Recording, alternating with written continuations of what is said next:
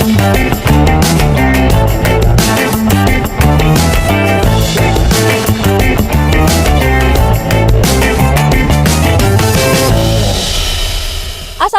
warahmatullahi wabarakatuh. Shalom, Om Swastiastu, Namo Buddhaya, salam kebajikan.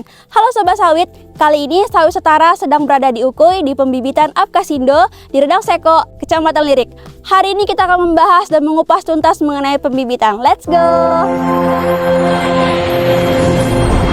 Halo Sobat Sawit, seperti yang kita ketahui banyak sekali pada produksi sawit itu fokus terhadap produksi, hasil panen, TBS, bahkan dengan pemupukan. Padahal kualitas dan produktivitas kebun selama 20-25 tahun ditentukan dengan pembibitan. Untuk itu, kita hari ini akan membahas tuntas mengenai pembibitan. Sebelum itu, izinkan saya memperkenalkan diri terlebih dahulu.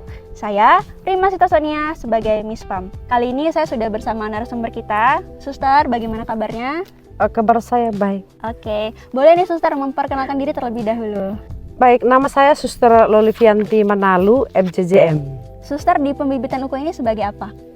Saya sebagai pemiliknya. Sebagai pemilik ya Suster. Iya. Untuk luas lahan di pembibitan Ukui ini berapa Suster? Kalau untuk pembibitannya 8 hektar, ya dengan kapasitas 100.000 pokok. 100.000 batang ya Suster ya. Batang. Kalau untuk total pekerjanya Suster? Ada sekitar 15 orang. Jadi kalau untuk varietasnya nih di pembibitan Ukui ini ada apa aja nih Suster? Ada 6 varietas. Pertama itu varietas SD Bakri dan Surai Dumai, Topaz dan Mimas, PPKS dan Sriwijaya. Oh, jadi untuk pembibitan Ukui ini ada 6 varietas Suster. Mengapa nih pembibitan itu disebut sebagai fondasi utama? Disebut sebagai fondasi utama karena dalam perkebunan menanam sawit itu supaya mendapatkan hasil yang bagus, kita harus tahu asal usul bibitnya, bibit apa yang kita pakai. Ketika kita sudah tahu asalnya, kita lebih gampang untuk mengurusnya. Faktornya kita harus mengetahui ya Suster ya, asalnya dari mana, sumber benihnya jelas ya Suster ya. Karena ketika kita mengambil bibit yang asal-asal, kira-kira bagaimana dampaknya Suster terhadap kualitas perkebunan? Sangat susah mengurusnya. Pertama memang berbuah, tapi buahnya nggak banyak. Dan kualitas buahnya, minyaknya sangat tidak baik. Itu tadi akan menghasilkan buah dura karena hanya mengandalkan beratnya, tonasenya. Tapi kualitas minyaknya rendah. Jadi para petani yang menanam itu tidak mendapat hasil yang maksimal. Juga walaupun perawatannya juga tinggi. Karena harus membutuhkan pupuk banyak, pupuk kandang, pupuk ini. Jadi untuk bibit yang tadi tidak jelas sumbernya dikira dura ya Suster ya? Iya, pada umumnya kayak gitu. Karena tidak tahu kita dari mana mereka ambil itu karena nggak ada penjelasannya. Kadang masyarakat ingin mendapatkan bibit itu yang penting murah. Kalau dibandingkan sama bibit unggul, bagaimana itu perbedaannya tuh Suster? Yang sudah kami tanam ya, satu itu Damimas. Perbedaannya sangat jauh sekali. Minyaknya bagus, pertumbuhannya juga seragam dan mudah dikelola. Karena tahu kita tadi asalnya kan tahu kita bahwa bibit yang kita ambil ini dari mana.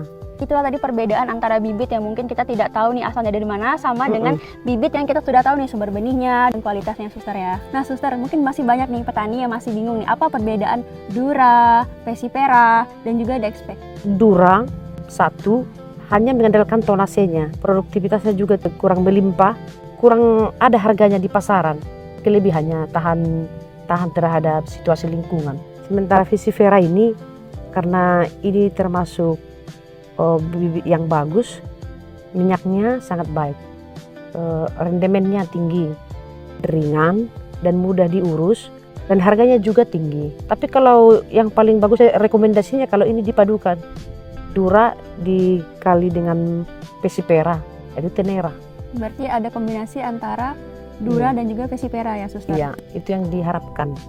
Yang paling bagus lah rendemennya. Nah, terlihat ya di belakang ini para pekerja yang ada di pembibitan Ukui yaitu melakukan proses transplanting dari pre-nursery dipindahin ke main nursery. Jadi ini dia ya untuk bekas polybag pemindahannya, nanti pre-nursery ini atau PN akan dipindahkan ke dalam polybag yang lebih besar atau main nursery. Nah, siapa nih yang penasaran terhadap tahap-tahap dari pre-nursery ke main nursery? Untuk itu kita akan langsung berdiskusi bersama ahlinya. Sobat Sawit, kali ini kita sudah berpindah tempat. Bisa terlihat di belakang kita ini adalah main nursery dan para pekerjanya juga sedang memproses dari pemindahan pre-nursery ke main nursery. Nah, Suster, dari pengalaman Suster nih mengelola banyaknya bibit yang ada di pembibitan Ukui ini, kira-kira apa nih Suster kesalahan teknis yang mungkin sering terjadi dari fase pembibitan yang pre-nursery ke main-nursery agar petani sawit di luar sana bisa meminimalisir atau mencegah agar kesalahan itu tidak terjadi? Kesalahan teknis yang sering terjadi itu di penyiramannya, karena kelapa sawit ini, contohnya bibit ini,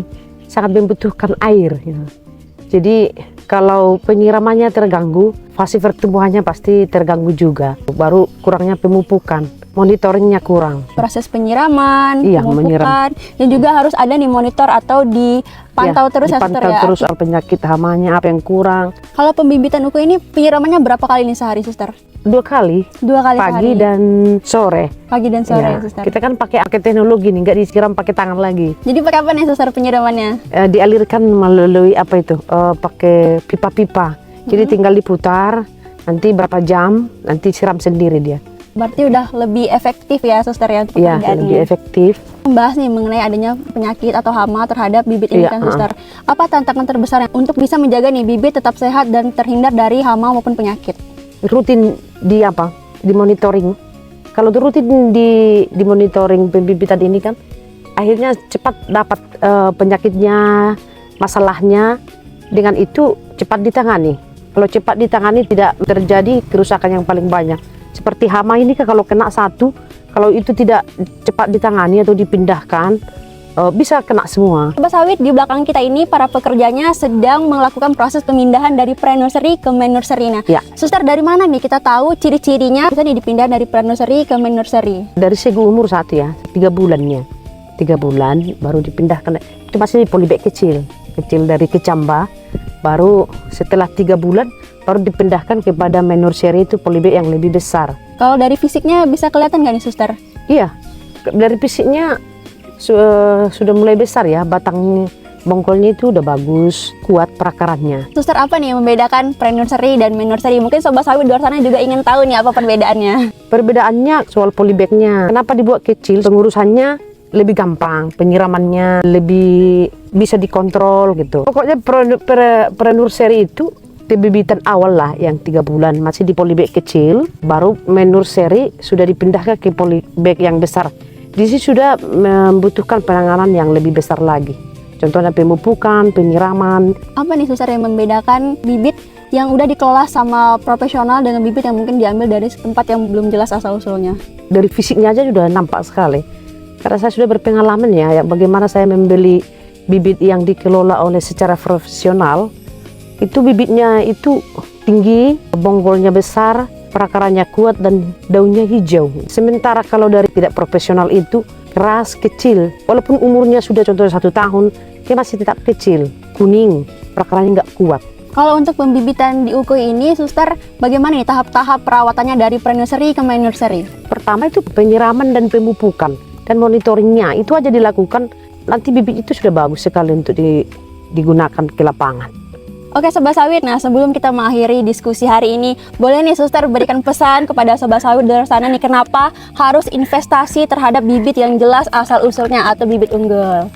Untuk petani sawit, khususnya para petani swadaya ya, perlu berani berinvestasi bibit yang bersertifikat. Karena pengalaman di lapangan, bahwa itu menentukan hasil ke depannya, produktivitasnya. Kalau kita menanam yang bersertifikat itu memang mahal ya, bibitnya mahal. Tapi ke depannya lebih gampang diurus dan harganya juga nanti akan dikasih harga yang tinggi oleh pabrik-pabrik karena menghasilkan minyak yang berkualitas, rendemennya tinggi gitu. Bibit yang tidak tahu asal usulnya, ya memang gampang, murah, tapi hasilnya nggak maksimal dan juga menghasilkan buah-buah dura yang harganya sangat rendah kalau ditawarkan ke PPKS. Saran saya ya kepada para petani swadaya, jangan ragu, jangan takut begitu. Lebih bagus rugi di awal tapi akhirnya membahagiakan. Jadi Sobat Sawit, bibit itu bukan sekedar benih yang tinggal siap tanam, tapi dia sangat berpengaruh terhadap kualitas dan produktivitas kebun kita dalam masa yang panjang, bahkan dengan 25 tahun lamanya. Jadi bagi Sobat Sawit ya, MISPA merekomendasikan bagi Sobat Sawit yang ingin mencari bibit berkualitas ada di pembibitan Ukui ini. Alamatnya di mana nih Suster? Di Redang Seko, Kecamatan Lirik ya. Di Redang Seko, Kecamatan Lirik. Dekat juga dengan jalan besar. dekat dari jalan lintas ya Suster ya. Iya, Jadi oke. mudah nih untuk akses perjalanannya kemari ya. Kita sudah di akhir diskusi hari ini. Saya sebagai Miss Pam, mohon maaf apabila ada kesalahan. Suster, terima kasih banyak atas waktu. Kita bisa berbincang-bincang mengupas tuntas bagaimana pembibitan yang ada di pembibitan Ukoy. Saya akhiri dengan wassalamualaikum warahmatullahi wabarakatuh. Salam Salam setara. setara.